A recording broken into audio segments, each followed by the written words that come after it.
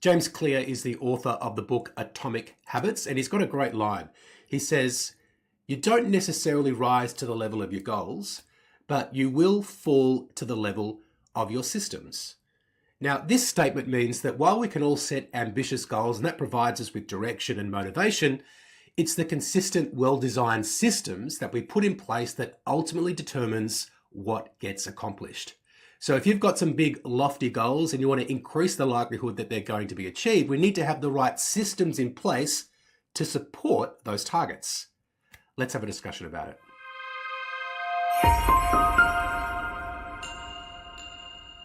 Hello, welcome to episode 211 of Commercial Real Estate Leadership. I'm Darren Krakowiak. I'm your host. Thanks so much for joining us for another episode of the show.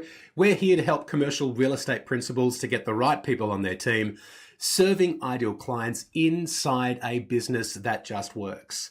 And when people want to create a business that just works, one of the things that we need to have in place in order to make that happen is to have the right systems in place. And when I'm talking to commercial real estate principals, that's probably one of the things that they most desire to have that they don't currently have. That is systems in place. So do we have systems? And then for those who do have systems, and by the way, you do have systems, you might not know it or not, but you definitely do have systems in your business. The question then is, well, are we following them? Are these systems complete? Are they comprehensive? Are they correct? And can we improve them?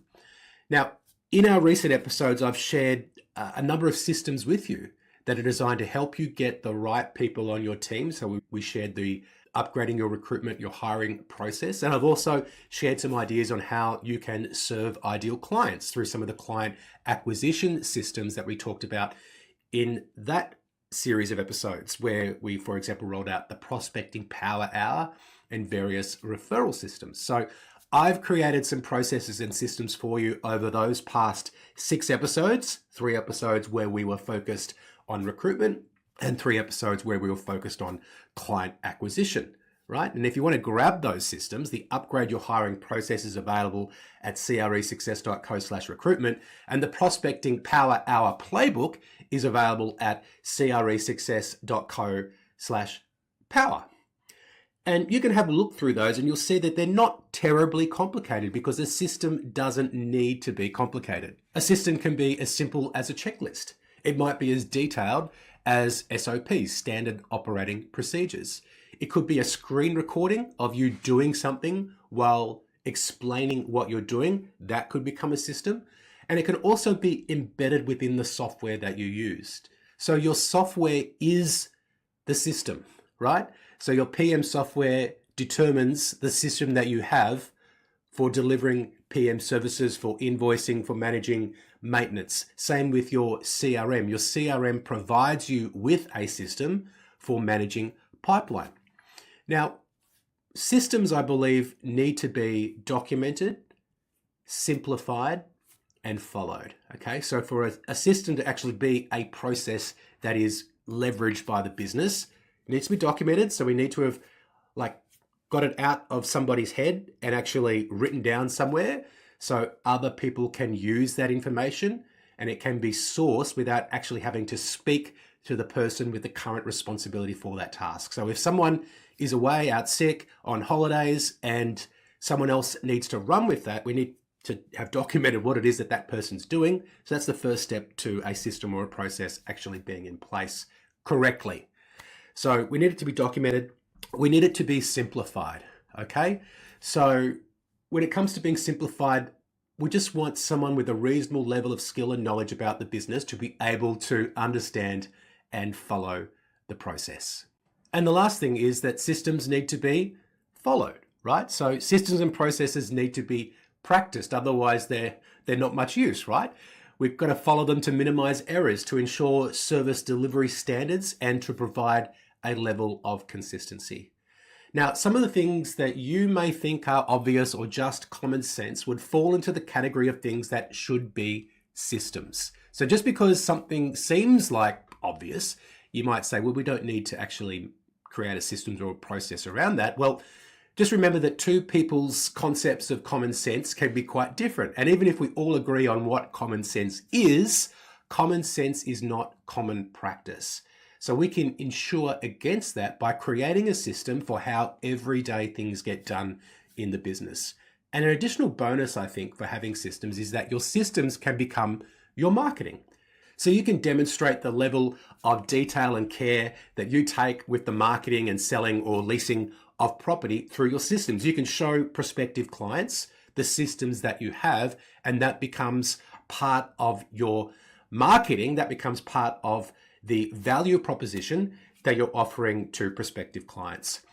So I just want to run through right now just a few different types of systems that you can have in your business. Now, this can go forever, this section. I'm just going to highlight a few here.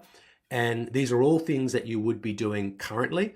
And you might just be doing them instinctively, or people are just doing them the same way they've always been done. But the opportunity here is to create a system to document, simplify, and then make sure it's being followed. And on top of that, I think our systems and our processes aren't static. They aren't frozen in time. We always want to be improving them because of advances in technology, because of improvements in the way things are done, because of changing client expectations.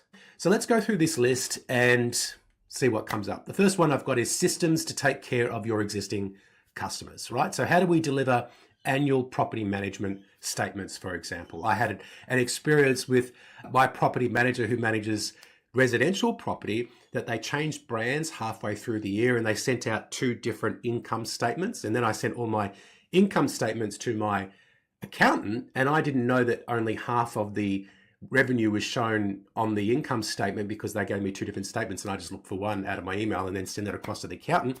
So that wasn't a very good system in my opinion. They could have told me about that. But that's an example, right? Every year on the 1st of July, they send me out the statements and I know just to look in my email and that's where they are. Another thing that you can do to satisfy your clients is just to acknowledge anniversaries of when they started working with you or when they purchased a property. And also, what's our system for surveying them about client satisfaction levels? We need systems to hire, upgrade your hiring process, right? We just ran through that in a previous episode. And also systems to onboard people, making sure that all the things that need to be done before they arrive for their first day have been done, and then planning out what their first day and orientation and introduction to the way that we do things is going to play out over those critical first few days. We need to have systems for when people leave the business, right? An exit interview process would be an example of that, making sure we're collecting all of the company property. These are all things that need to be done each time, and we want to make sure we've documented, simplified, and then follow what that process is. We need systems for assessing performance, for reviewing salaries, for paying out variable compensation. We need systems for prospecting, the prospecting power hour, which we went through in our last episode. We need systems for delivering listing presentations, right? So not just a template, we need some instructions on what should be in the template. We need systems for responding to RFPs and also for establishing new listings, right? Getting the authority in place, making sure that vendor paid advertising has been agreed. We need systems then for getting the listings onto online portals, including copywriting, photography, and the resources that need to be completed for autoresponders in those portals. We need systems for launching marketing campaigns, right? Are we doing a soft launch to our VIPs? When do we post it on social media? Are we going to email our list? We need to have a system around our inspections. So what is your expectation as a principal of when an agent should arrive for a 2 p.m. inspection? What time should they be at the property? What time should they set things up and be ready to go?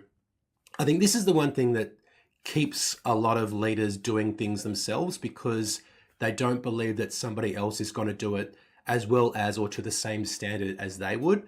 The way to make it more likely that your expectations are going to be met is to create a system, make sure that people can actually understand it, and then keep them accountable to following it. We need systems around vendor reportings, right? How often should vendor reports be sent? What format should they be in? What should they include? Are our vendor reports supported by a phone call the same day, the following day, etc.? We need systems for negotiations. How are we tracking negotiations? Are we doing it all in consultation with the client, or are there some things which we have the authority to negotiate for our client on? Are we setting and meeting deadlines in our negotiations, for example? We need systems for running auctions. So when should the flag be up? When should the brochures be on the table? Who's going to be working the crowd? We need systems for executing contracts, for taking deposits, for closing out deals, including invoicing, paying out commissions. We need systems for receiving client feedback, including how complaints should be handled. A few other areas while I'm on a roll is email marketing. Who formats the email? How long should the email be? What is the tone of voice? What segments of the list receive which emails? Do we have a limit on how many emails one recipient can receive in 1 week? And how are we managing that? We also need systems for our social media marketing, including who's providing the visuals, who's drafting the copy, and who's actually scheduling it and posting it. And also systems for dealing with overdue invoices and handling arrears within your property management portfolio. Now, as I said, you're probably doing all of these things, and the way that you're currently doing them is your system. All you need to do now is to document, to simplify, and ensure that it's being followed, and then that system becomes a repeatable process. So my question for you is, what knowledge do you already have that you want to get captured within a process or create a system about? What knowledge do you need to create a more robust system? And what steps are currently being missed or maybe completed haphazardly that you'd like to see done more consistently? I'll give you just one insight into how something gets done in my business to provide you with some ideas on how this system actually comes to be. So we've got a system for this podcast, right? So let's go through what the system is. Before this podcast, I'm drafting notes in OneNote, which is my sort of note system in Microsoft, where I'm just planning out the episode and coming up with all the ideas. I'm doing a brain dump over a couple of days. At some point, I'm ready to record the episode, and I use a certain program for that because we record with video and also audio. Once the recording's done, I then send that to my virtual assistant. I put it in a Google Drive. My virtual assistant's name is Mary. Mary then does a number of things, including editing the raw video and audio. She transcribes the episodes and she runs that transcript through ChatGPT and sends me the outputs. I then review those notes, and that helps me then to draft an episode title, to write the show notes, and to draft a few social media posts, to nominate a video clip to be featured in a reel on Instagram or on a LinkedIn video. I write the blog, I write an email to my list to promote the episode, and then I send those back to Mary. And she takes what I've done, she makes further sort of fine-tuning edits to the audio and the video. She creates the episode thumbnails. She uploads the episode to our podcast provider. She uploads it to YouTube. She creates the blog. She formats and schedules the weekly emails. She creates the video clips, and she schedules the posts on various social media channels, right? And before this episode, I went to monday.com, which is what we use for work management. And it just lists all of the things that need to be done in the podcast. And we've got that documented there. So if Mary was sick 1 week, for example, someone else potentially could come in, and it probably wouldn't be done anywhere near as good as she's doing it currently. But at least I would know the steps that I need to follow if she was unavailable and I got someone else to do it, or if I was left having to do it myself. So one other thing I want to say about processes is I'm always looking for ways to improve it.